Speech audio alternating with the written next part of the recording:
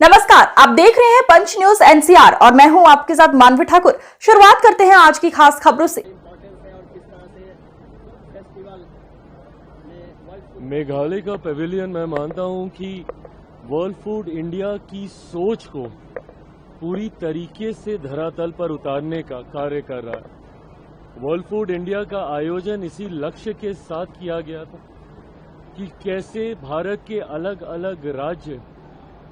एक दूसरे के साथ आकर एक ही छत के नीचे, एक ही मंच के ऊपर एक दूसरे के राज्यों में किए गए कार्यों को देखें, सीखें, समझें और जो बेस्ट प्रैक्टिसेस हैं उसको अपने अपने राज्य में उतारने का कार्य करें। न सिर्फ नेशनली बल्कि ग्लोबली भी कई देशों का पार्टिसिपेशन भी वर्ल्ड फूड इंडिया में हो रहा है। अलग अलग देशों में क्या नई टेक्नोलॉजीज हैं, क्या इनोवेशंस हैं, क्या स्टार्टअप आइडियाज हैं, उसका एक्सचेंज एक ही मंच के नीचे हो सके। हर स्टेक होल्डर जो कि फूड प्रोसेसिंग इंडस्ट्री के साथ जुड़ा हुआ है, उनको एक साथ एक मंच पे लाने का प्रयास वर्ल्ड फूड इंडिया में किया गया है। आज जब मैं यहाँ पे आया हूँ मेघालय के पेविलियन में, I can't thank my friend, my brother, CM of Meghalaya Conrad enough. इन्होंने, इनके नेतृत्व में मेघालय राज्य ने खास तौर पे प्रोसेसिंग के सेक्टर में जो ग्रोथ देखी है, जो जर्नी देखी है, आई फील सो ब्लेस्ड। यहाँ पे आके सारी चीजों को देखकर एक संतोष की अनुभूति होती है कि राज्य इतना अच्छा कार्य फूड प्रोसेसिंग में सस्टेनेबिलिटी को बरकरार रखते हुए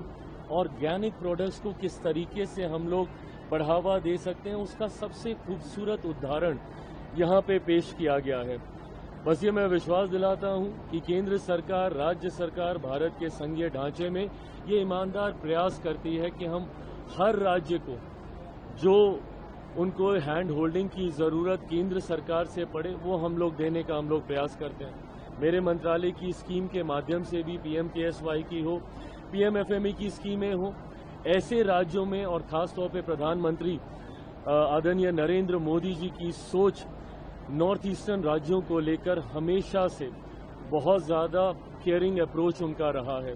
हमारी मंत्रालयों की स्कीम में भी वो देखने को मिलता है, जहां बनिस्बत बाकी राज्यों के हम लोग नॉर्थ ईस्टर्न स्टेट्स को, मेघालय को, हम लोग सेंटर की तरफ से प्रयास करते हैं कि ज़्यादा से ज़्यादा उनको ग्रांट दिया जाए। इसके पीछे का लक्ष्य सोच बस यही है कि जिस तरीके से बाकी का देश आगे बढ़ रहा है, उतनी ही या संभवतः उससे ज्यादा गति से हमारे पूर्वोत्तर के राज्य बढ़े। और खास तौर पे जब मैं कॉनराड जी को देखता हूं, इनके नेतृत्व में पिछले 7-8 सालों में जिस तरीके से मेघालय ने अपने आप को राष्ट्रीय और अंतर्राष्ट्रीय मानचित्र पर एक नई मजबूत पहचान दिलाने का कार्य किया है, उसके लिए मैं सीएम मेघालय का विशेष तौर पे धन्यवाद करता हूं और पुनः ये विश्वास दिलाता हूं कि केंद्र सरकार और मेघालय राज्य साथ मिलकर इसी तरीके से आगे बढ़े ताकि वहां के किसानों को, वहां के उद्यमियों को हर वो मदद मिल सके जिसके वो हकदार हैं।